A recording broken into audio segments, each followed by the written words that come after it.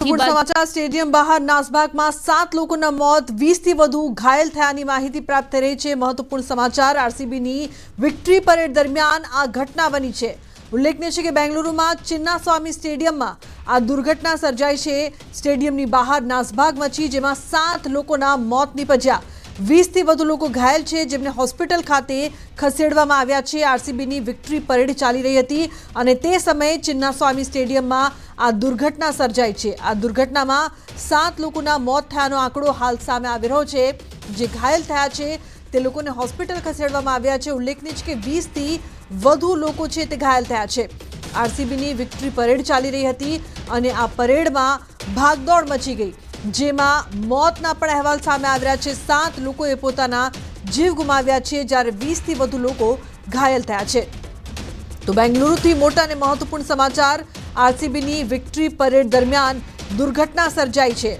બેંગલુરુમાં ચિન્નાસ્વામી સ્ટેડિયમમાં આ દુર્ઘટના સર્જાઈ છે। ઉલ્લેખનીય છે કે સ્ટેડિયમની બહાર ભાગદોડ મચી અને નાસભાગમાં 7 લોકોના મોત થયા છે। 20 થી વધુ લોકો છે કે જે ઘાયલ થયા છે જેમને હોસ્પિટલ ખાતે ખસેડવામાં આવ્યા છે।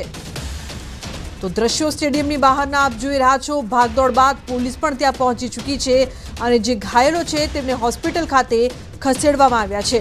સ્ટેડિયમની બહાર નાસભાગ મચી હતી। અફરાતફરીનો માહોલ સર્જાયો હતો જ્યારે 7 લોકો છે તેમના મોત થયાના અહેવાલ હાલ સામે આવી રહ્યા છે।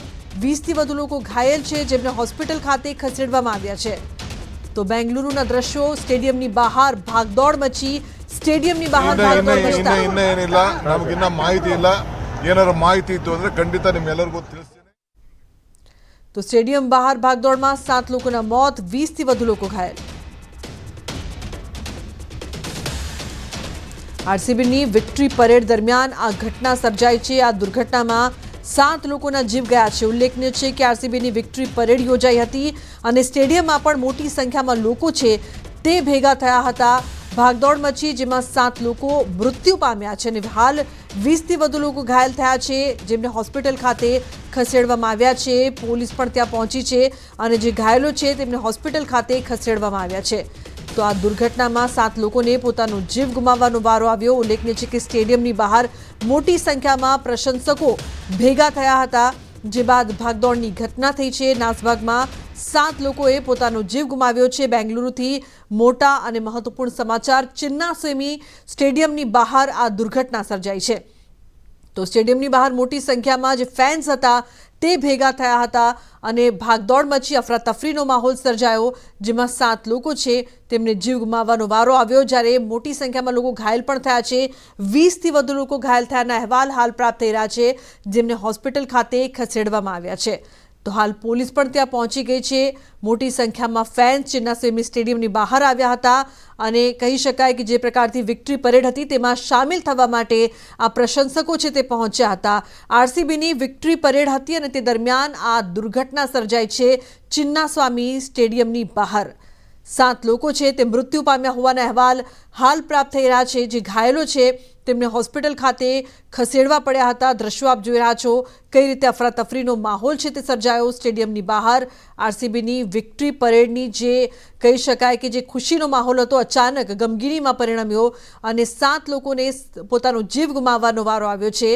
સ્ટેડિયમની બહાર અચાનક નાસભાગ મચી ગઈ હતી, અફરાતફરી સર્જાઈ હતી અને એક બાદ એક જે પ્રકારથી લોકો છે તે બેકાબૂ બની ગયા હતા। 7 લોકો છે તેમણે પોતાનો જીવ ગુમાવ્યો છે અને મોટી સંખ્યામાં લોકો ઘાયલ થવાના પણ અહેવાલ છે। 20 થી વધુ લોકો ઘાયલ થયા છે જેમને હોસ્પિટલ ખાતે ખસેડવામાં આવ્યા છે।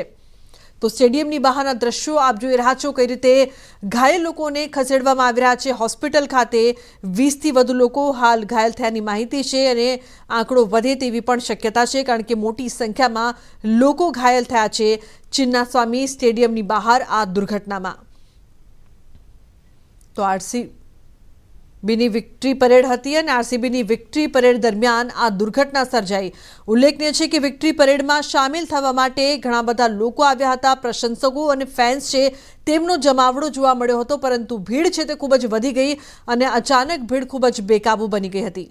हर बैंगलोर के जितने भी डिविजन्स हैं पुलिस के, सारे के पुलिस अफसरों को बैंगलोर की सिटी के सेंट्रल एरिया या सेंट्रल बिजनेस डिस्ट्रिक्ट जो बुलाया जाता है, इस एरिया में सबको बुलाया ताकि वो लॉ एंड ऑर्डर को वो कंट्रोल कर पाए। यही पूरी कोशिश है कि जितने लोग जुड़े हुए हैं सबको अभी तुरंत यहाँ से हटाए और जितने भी लोग वो अपने सुरक्षित तौर पे अपने घर चलें। जैसे कि आप कह रहे थे, छोटे छोटे बच्चे भी हैं और ये वो भीड़ में वो अटक न जाए, इसीलिए पूरी कोशिश है पुलिस की तरफ से कि निकल जाए। अच्छा रोहिणी, ये